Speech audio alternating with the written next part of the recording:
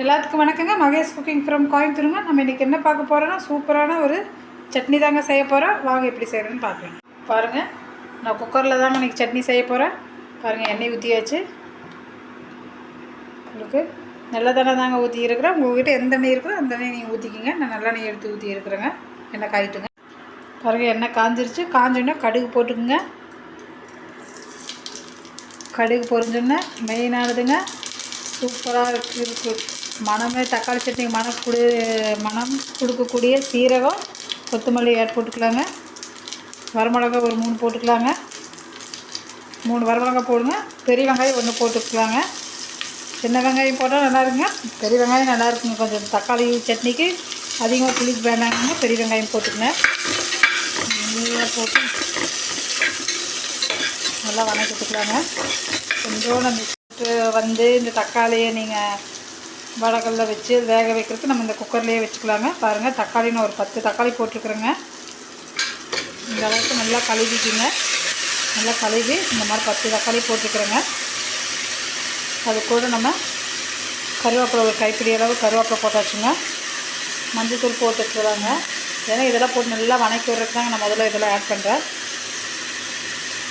அப்புறம் இந்த காரத்துக்கு நம்ம ஆல்ரெடி மிளகா போட்டு கொஞ்சோண்டு சாம்பார் தூளுங்க, கொஞ்சோண்டு மிளகா தூளுங்க, கொஞ்சோண்டு போட்டுக்கோங்க. நான் கார கம்மியோடு எடுத்துருக்குறேங்க. இதெல்லாம் நல்லா வணக்கிட்டு வரேங்க. பாருங்கள், தக்காளி சூப்பராக வணங்கிடுச்சுங்க. இந்த ஸ்டேஜில் உங்களுக்கு எவ்வளோ சட்னி வேணும் அந்தளவுக்கு தண்ணி ஊற்றிக்கணும். நான் பாருங்கள், இந்த அளவுக்கு தான் தண்ணி ஊற்றிருக்கிறேன். உங்களுக்கு எவ்வளோ வேணுமோ ஊற்றிக்கிங்க. நல்லா 2 விசில் விடுங்க. சரியாக இருக்குது. விசில் விட்டு காமிக்கிறேன். பாருங்கள், இப்போ நம்ம குக்கரில் தக்காளி சட்னி செஞ்சாச்சுங்க. பாருங்கள், இதையே நம்ம கொஞ்சம் தண்ணியை வடிச்சிட்டு நல்லா பருப்பா மூடி போட்டு நைஸாக கடைஞ்சிக்கலாங்க. நைஸாக கடைஞ்சிட்டு காமிக்கிறோங்க. பாருங்கள், எப்படி வெந்து போச்சுன்னா நம்ம வடக்கல்ல வச்சு வேக வச்சா கூட இப்படி இருக்காதுங்க. நம்மளுக்கு டக்குன்னு செய்யறதுக்கு தக்காளி சட்னி இப்படி செஞ்சுக்குங்க. பாருங்கள், நான் தண்ணி இதெல்லாம் எடுத்து ஒரு சின்ன கிண்ணத்தில் ஊற்றி வச்சுட்டு அந்த தக்காளி பச்சை மிளகாய் இதை மட்டும் தாங்க கடைய போகிறேன். கடைஞ்சிட்டு உங்களுக்கு காமிக்கிறேன். தோசை கோதுமை மைதா 2 கலக்கி வச்சுருக்குறேங்க. போட்டு நல்லா புருடு இல்லாமல் அன்றைக்கி கோதுமை மாவு நான் கலக்கினதாங்க. அந்த மாதிரி வீடியோவில் போய் பார்த்தீங்கன்னா தெரியும், கோதுமை தோசைன்னு சொல்லி போட்டிருப்பேன். நம்மக்கிட்ட அன்றைக்கி செஞ்ச கோதுமை மாவு கொஞ்சம் இருந்துச்சுங்க, மைதா மாவு இருக்குது. 2 போட்டு நல்லா மிக்ஸ் பண்ணி ஒரு 1/2 hour ஊற வச்சு நான் கலக்கி வச்சுருக்கேன் தோசைங்க. நம்ம தக்காளி சட்னி கலக்கி வச்சுருக்கோங்க. சூப்பராக இருக்குது. இந்த தோசை நம்ம ஊற்றிக்கலாங்க. தோசைக்கல்லை காஞ்சிருச்சு. இந்த அளவுக்கு தண்ணி பார்த்து ரொம்ப தண்ணி ஊற்றிடாதீங்க. ரொம்ப இது பண்ணாதீங்க. இந்த அளவுக்கு ஊற்றிக்கிங்க. தோசை நல்லா காஞ்சிருச்சுங்க. நல்லா இருக்குங்க இந்த தோசை. உங்களுக்கு எடுத்துட்டு இன்னொரு தோசை ஊற்றி காமிக்கிறேங்க. பாருங்கள், நம்ம தோசை நல்லா காஞ்சிருச்சுங்க. தோசை ஊற்றிக்கலாங்க.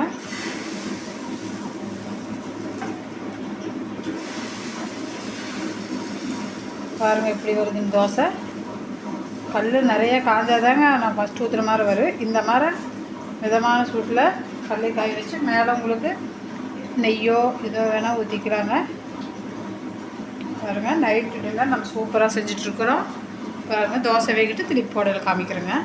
பாருங்கள், நம்ம தக்காளி சட்னி எப்படி ஆயிருச்சுன்னு பாருங்கள். எந்த ரொம்ப கெட்டியாகவும் இல்லாமல் ரொம்ப தண்ணி இல்லாமல் சூப்பராக இருக்குங்க தக்காளி சட்னி. பாருங்கள், எவ்வளோ நைஸாகவும் இருக்குது.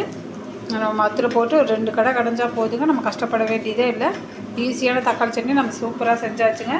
பாருங்கள், நைட்டு டின்னர் நம்ம எப்படி டக்குன்னு செஞ்சுட்டு இந்த மாதிரி பேச்சுலரெல்லாம் இந்த மாதிரி செஞ்சு சாப்பிடுங்க. உங்களுக்கு ஈஸியாக இருக்கும்.